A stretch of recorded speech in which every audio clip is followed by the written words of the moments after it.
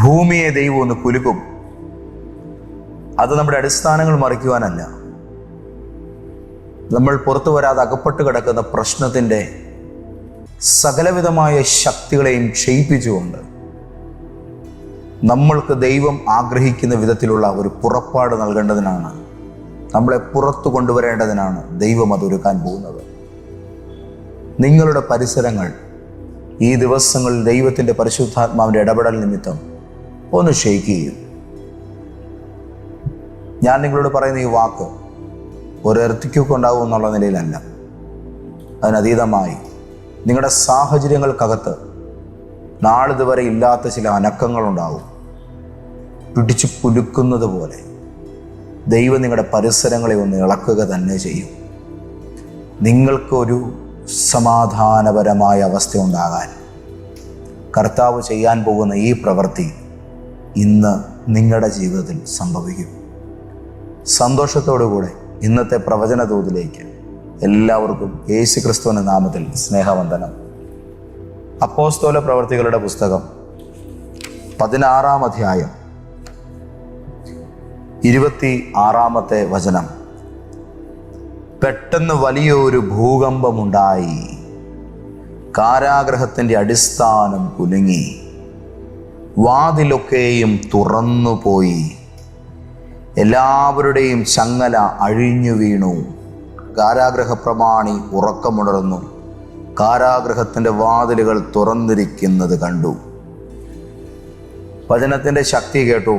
പെട്ടെന്ന് വലിയൊരു ഭൂകമ്പമുണ്ടായി, കാരാഗൃഹത്തിൻ്റെ അടിസ്ഥാനം കുലുങ്ങി, അടിസ്ഥാനങ്ങൾ കുലുങ്ങി, വാതിലുകളൊക്കെയും തുറന്നു, എല്ലാ വാതിലും തുറന്നു, എല്ലാവരുടെയും ചങ്ങല അഴിഞ്ഞു വീണു. അടിസ്ഥാനങ്ങളെ ഇളക്കാൻ, എല്ലാ വാതിലുകളും തുറക്കാൻ, ഒന്നൊട്ടൊഴിയാതെ സകല വാതിലും തുറക്കാൻ, എവിടെയെല്ലാം ചങ്ങലകളിട്ട് പൂട്ടിയിട്ടുണ്ടോ ആ മുഴുവൻ പൂട്ടും പൊട്ടിക്കാൻ, മുഴുവൻ വാതിലും തുറക്കാൻ, മുഴുവൻ ചങ്ങലയും അഴിക്കാൻ, ആ പ്രദേശത്തിന്റെ തന്നെ അടിസ്ഥാനത്തെ പോലും ഇളക്കുന്ന വിധത്തിൽ ഒരു ദൈവപ്രവൃത്തി പ്രാർത്ഥിക്കുന്ന അഭിഷക്തർക്ക് വേണ്ടി ഇറങ്ങാൻ തുടങ്ങിയപ്പോൾ അത് വെളിപ്പെട്ടതൊരു ഭൂകമ്പത്തിന്റെ രൂപത്തിലാണെങ്കിൽ നിങ്ങൾക്ക് വേണ്ടി എല്ലാ വാതിലും തുറക്കാൻ, നിങ്ങളുടെ ജീവിതവുമായി ബന്ധപ്പെട്ട് നിൽക്കുന്ന സകല ചങ്ങലുകൾ അഴിക്കാൻ ഇത്തരത്തിലൊരു ദൈവപ്രവൃത്തി ഇന്ന് പകൽ നിങ്ങൾക്ക് വേണ്ടി ഉണ്ടാകുമെന്ന് ഞാൻ പ്രവചിച്ചു പറയുന്നു. ഏത് കസേരയും ഒന്ന് ഇളകും കേട്ടോ, ഏത് വലിയ ഇരിപ്പിടവും ഒന്ന് പരിഭ്രമിക്കും. കാരണം നിന്റെ സ്തുതി എത്തേണ്ടിടത്ത് എത്തിയിട്ടുണ്ട്. ഒരു ദൈവപ്രവൃത്തി ഒരു ഭൂകമ്പത്തിന്റെ രൂപത്തിൽ ഒരു പ്രകമ്പനം സൃഷ്ടിക്കുന്ന മഹിമയോടുകൂടെ ഇറങ്ങി വരണമെങ്കിൽ എന്ത് ചെയ്യണമെന്ന് ബൈബിൾ നമ്മെ പഠിപ്പിക്കുന്നുണ്ട്. അത് കൃത്യമായൊരു പഠനമല്ല, പകരം അതൊരു സ്പിരിച്വൽ സീക്രട്ടാണ്. ഇതിനോടകം ദൈവസന്നിധിയിൽ ദൈവപ്രവൃത്തിയെ സാധാരണ നിലയേക്കാൾ അതീതമാം വിധം ഭൂമണ്ഡലത്തിൽ ഇറക്കിക്കൊണ്ടുവന്ന അതിശക്തരായ ചില ദൈവമനുഷ്യരുടെ ജീവിത നിഷ്ഠകളിൽ നിന്നാണ് ഈ രഹസ്യത്തെ നമുക്ക് അപഗ്രഥിച്ചെടുക്കാൻ കഴിയുന്നത്. അതിൽ ഒരാൾ ദൈവത്തിന്റെ ദാസനായ ഏലിയാവാണ്. അദ്ദേഹം 40 ദിവസം ദൈവത്തിന്റെ പർവ്വതമായ ഹോരേബിൽ കർത്താവിനെ കാത്തിരിക്കുന്ന സമയത്ത് ഒരു ഭൂകമ്പം ഉണ്ടാകുന്നുണ്ട്. അപ്പോൾ ദൈവസന്നിധിയിൽ കാത്തിരുന്നാൽ ഒരു മുഴക്കം ഉണ്ടാകും. നിങ്ങൾ വെയിറ്റ് ചെയ്യുന്ന മറുപടി ഇറങ്ങി വരുമ്പോൾ നിശ്ചയമായും ഒരു ദൈവിക ഇടപെടൽ ഉണ്ടാവുക തന്നെ ചെയ്യും. അപ്പോസ്തല പ്രവർത്തികളുടെ പുസ്തകം 2-ാം അധ്യായത്തിന്റെ 2-ാം വാക്യവും ഇങ്ങനെയാണ് പറയുന്നത്: കൊടിയ കാറ്റടിക്കുന്നത് പോലൊരു മുഴക്കമുണ്ടായി. 50 ദിവസം ദൈവസന്നിധിയിൽ കാത്തിരുന്ന അപ്പോസ്തലന്മാരടങ്ങുന്ന 120 പേരുള്ള ഒരു ഗ്രൂപ്പിനെ നമുക്കവിടെ കാണാൻ കഴിയും.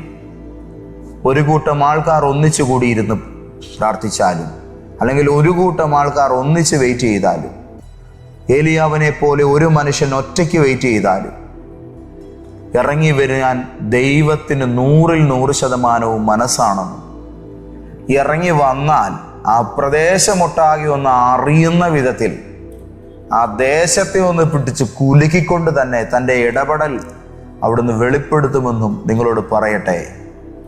ദൈവിക ഇടപെടലിനും മറുപടിക്കും വേണ്ടി നീ കാത്തിരിക്കുന്നൊരു കുഞ്ഞാകയാൽ ഈ ദിവസങ്ങളിൽ പരിശുദ്ധാത്മാവ് നിങ്ങളോട് പറയുന്നത് ശ്രദ്ധയോടെ കേട്ടുകൊള്ളുക. ഞാൻ ഇറങ്ങും. ചിലരത് അറിയും, ചിലരതിൽ കാണും, ചിലർക്ക് പരിഭ്രമമുണ്ടാകും. നമ്മുടെ വാഴ്ത്തപ്പെട്ട കർത്താവായ യേശുവിൻ്റെ ക്രൂശു മരണത്തെ തുടർന്ന് തന്നെ അരിമത്യായിലെ ജോസഫിൻ്റെ കല്ലറയിൽ അടക്കം ചെയ്തു. അതോടെ കാര്യങ്ങളെല്ലാം തീർന്നു. യേശുവിൻ്റെ ശബ്ദമേ നിശബ്ദമായി എന്നാണ് കർത്താവിനെ ക്രൂശിക്കാൻ ഒത്താശ ചെയ്ത ആ കാലഘട്ടത്തെ ശത്രുക്കളെല്ലാം കരുതിയിരുന്നത്. പക്ഷേ അവരുടെ ചിന്തകൾ തെറ്റിപ്പോയി എന്ന് മൂന്നാം നാൾ തെളിയിച്ചു. മത്തായിയുടെ സുവിശേഷം 28-ാം അധ്യായത്തിൻ്റെ 2-ാമത്തെ വചനത്തിൽ നമ്മൾ ഇങ്ങനെയാണ് കാണുന്നത്. പെട്ടെന്നൊരു ഭൂകമ്പമുണ്ടായി, കർത്താവിൻ്റെ ദൂതൻ ഇറങ്ങി വന്നു. സന്തോഷമുണ്ടെങ്കിൽ എൻ്റെ കൂടെ വാക്കൊന്ന് പറഞ്ഞോ കേട്ടോ. പെട്ടെന്നൊരു ഭൂകമ്പം തന്നെ ഉണ്ടായി. കർത്താവിൻ്റെ ദൂതൻ സ്വർഗത്തിൽ നിന്ന് ഭൂമിയിലേക്ക് ഇറങ്ങി വരുന്നു. യേശുവിനെ അടക്കിയ കല്ലറയുടെ കല്ലിനെ ആ ദൂതൻ ഉരുട്ടി നീക്കി അതിൻ്റെ മേൽ അദ്ദേഹം ഇരുന്നു. നിന്റെ പ്രതിബന്ധം ദൈവദൂതന്റെ ഇരിപ്പിടമാകും. നിന്റെ പുറത്തുവരലിന് വിരോധമായി അടച്ചുവെച്ച തടസ്സത്തെ ദൈവത്തിന്റെ ശക്തിയാൽ അവിടുന്ന് നീക്കും. നിനക്ക് വേണ്ടി ദൂതൻ ആകാശത്തിൽ നിന്നും ഭൂമിയിലേക്ക് ഇറങ്ങും. നിങ്ങളുടെ കയ്യോ കാലോ ചലിക്കാതിരിക്കുന്ന, നിങ്ങളുടെ കണ്ണും ചെവിയും നിശ്ചലമായിരിക്കുന്ന നേരത്ത്, നിങ്ങൾക്കൊന്നും ചെയ്യാൻ കഴിയാതെ നിശ്ചലരായി പിടിച്ച് കെട്ടപ്പെട്ടതുപോലെ നിങ്ങൾ ഒരു ശ്മശാനാനുഭവത്തിൽ എന്ന പോലെ ഇരിക്കുന്ന സമയങ്ങളിൽ നിങ്ങൾക്ക് വേണ്ടി ഭൂമിയെ പിടിച്ച് കുലുക്കുന്നൊരു ദൈവപ്രവൃത്തി യേശുവിനെ അടക്കം ചെയ്ത കല്ലറയുടെ പ്രദേശത്തുണ്ടായതുപോലെ കർത്താവ് അതിന്നും ചെയ്യും ചെയ്യും ചെയ്യും. നിങ്ങൾക്ക് വേണ്ടി ദൈവം ചില കാര്യങ്ങളെ അതിതീവ്രമാം വിധം പ്രവർത്തിപ്പാൻ പോവുകയാണ്. ഇനി 3 സാഹചര്യങ്ങൾ ഞാൻ നിങ്ങളോട് പറഞ്ഞു. അതിൽ ചില കാര്യങ്ങൾ ഞാൻ നിങ്ങളോട് പറയട്ടെ. എപ്പോഴാണ് ദൈവം ഭൂമിയെ ഇളക്കുന്നത്? ഞാൻ ആദ്യമേ തന്നെ പറഞ്ഞു, കാത്തിരിക്കാൻ തയ്യാറാകുന്ന ദൈവമക്കൾ എഴുന്നേൽക്കുമ്പോഴാണ് ഭൂകമ്പങ്ങൾ ഉണ്ടാകുന്നത്, പ്രദേശങ്ങൾക്ക് ഇളക്കമുണ്ടാകുന്നത്. 2-ാമത്തെ മെസ്സേജ്, വാഗ്ദത്തമുള്ളവൻ നീതി ചെയ്തിട്ടും പ്രതിഫലം ദോഷമായി പോയല്ലോ, അതിൻ്റെ മുമ്പിൽ മറുത്തൊരു വാക്ക് പോലും പറയാതെ കിട്ടിയ വേദനകളെ കടിച്ചമർത്തി ആ വേദനാപൂരിതമായ സാഹചര്യങ്ങളിലേക്ക് സ്വയം യേശുവിനെ പോലെ ഏൽപ്പിച്ചു കൊടുക്കുന്ന ഒരാൾക്ക് വേണ്ടി ദൈവത്തിൻ്റെ നീതി ഭൂമിയെ വിറപ്പിച്ചുകൊണ്ട് ഇറങ്ങി വരും.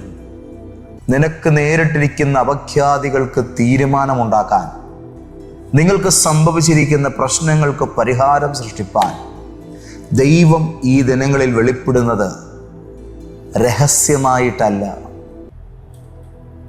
കേൾക്കുന്നവർക്കും കാണുന്നവർക്കും ഒരു വിറയലുണ്ടാകുന്ന വിധത്തിൽ, ഒരു പരിഭ്രമം അവിടെ അവശേഷിപ്പിച്ച് മാത്രമേ നിന്റെ ദൈവപ്രവൃത്തി ഈ ദിവസങ്ങളിൽ നിനക്കായിട്ടുണ്ടാകുകയുള്ളൂ.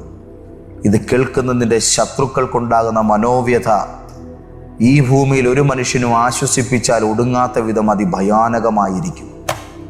റമനജൽ ഖനാധന സിഹം തരേ. നിങ്ങളുടെ ജീവിതത്തിൽ ഇന്ന് രാവിലെ പരിശുദ്ധാത്മാവ് പറയുന്ന വാക്ക് അക്ഷരം പ്രതി എഴുതി വെച്ചോ.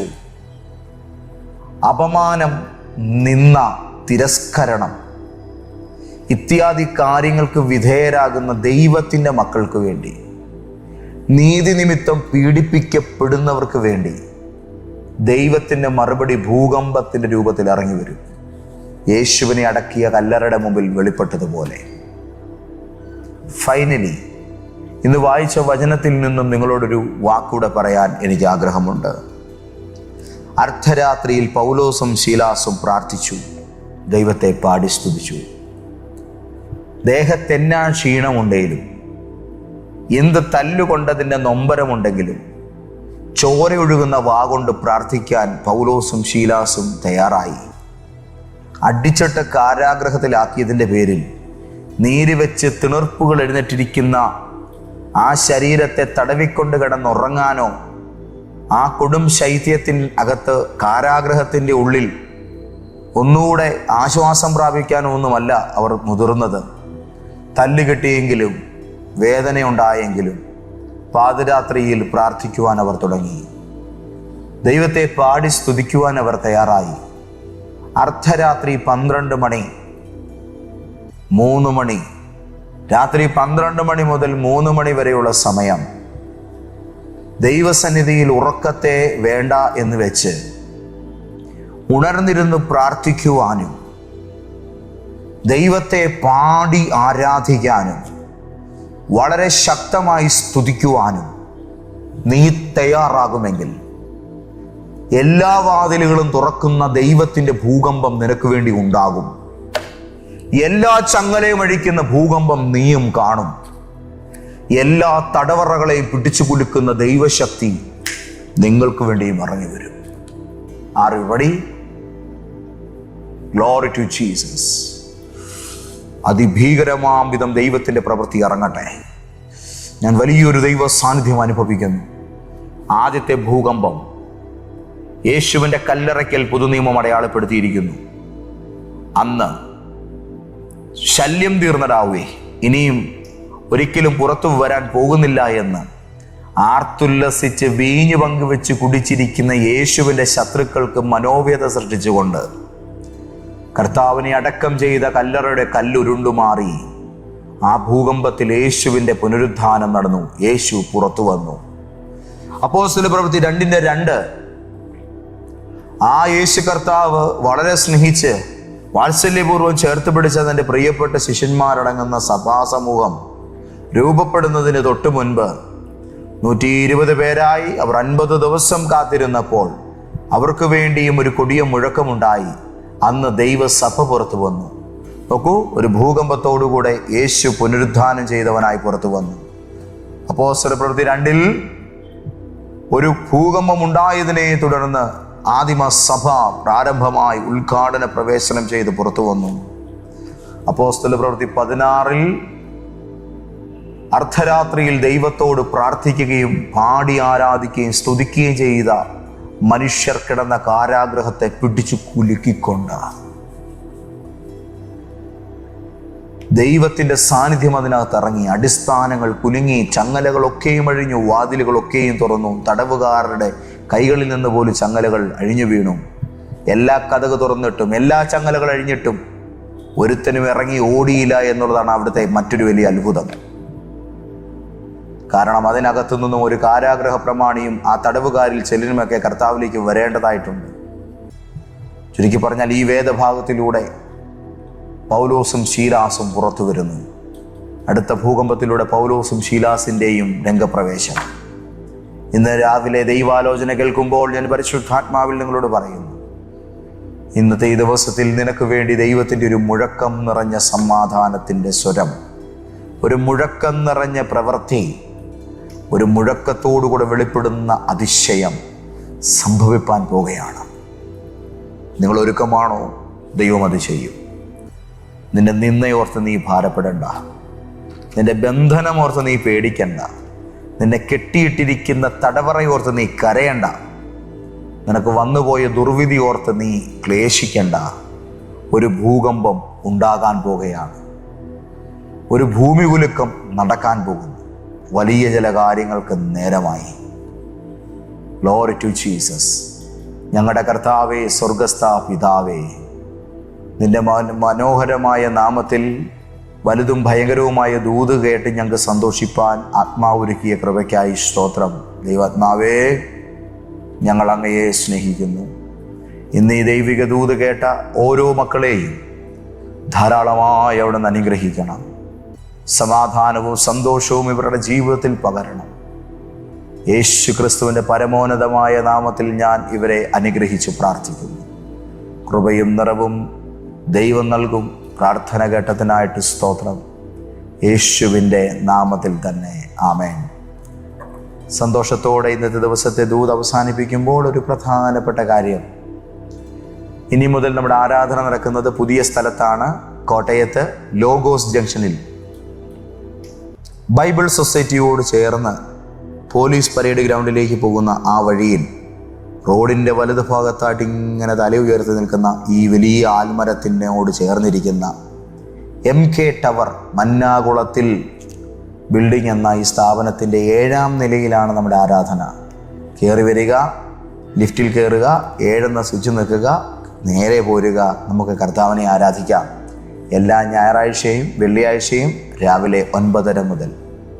അപ്പോൾ എല്ലാം പറഞ്ഞ പോലെ ഒരു മുഴക്കം നടക്കാൻ പോവുക കേട്ടോ. കർത്താവ് നിങ്ങളെ ധാരാളമായി അനുഗ്രഹിക്കട്ടെ.